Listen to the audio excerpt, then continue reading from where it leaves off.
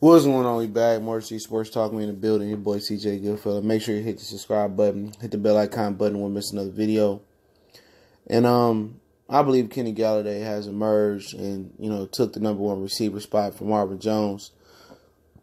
I never looked at Golden Tate as the #1 receiver since Jones got there. He was more. I won't say since Jones got there, but the last year or two, he's been more a secondary receiver because he's been primarily more in the slot. Because I believe he lost a step or two on the outside, but he was still an effective receiver, especially in the slot. But yeah, I predicted this, man. I told you guys Kenny Galloday would probably emerge as the #1 receiver in the offseason, man. And I was right. Kid worked hard.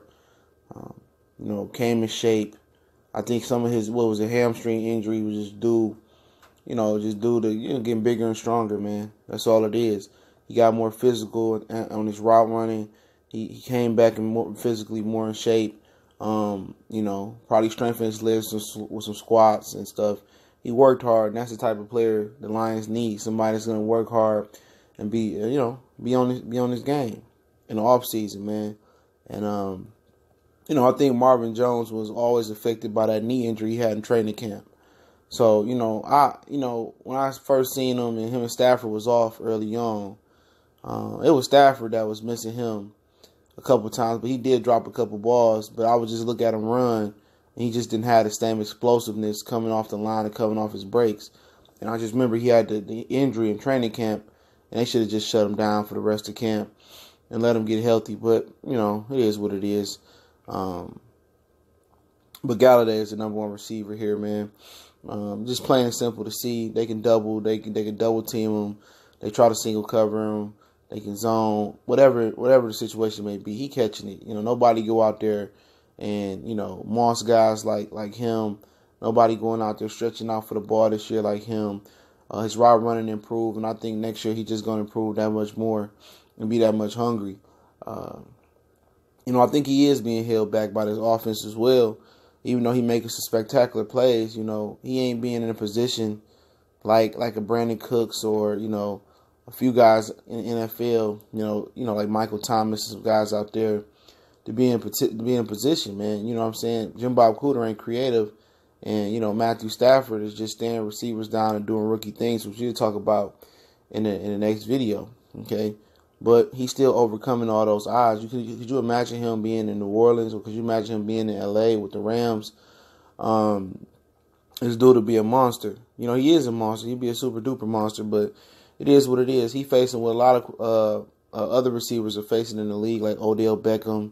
A lot of these guys, man, with lame duck quarterbacks. Julio Jones. A lot of these quarterbacks ain't that good, man. A lot of these quarterbacks are overpaid. You know what I'm saying? Just because of the position they play. And if it wasn't for the skill position guys around a guy like Matt Ryan, I mean, he could possibly be out the league in the wrong situation. If you put him in Cleveland, he'd probably be out the league, in my opinion. Matthew Stafford had all these skill position players this year and didn't amount to nothing. Okay?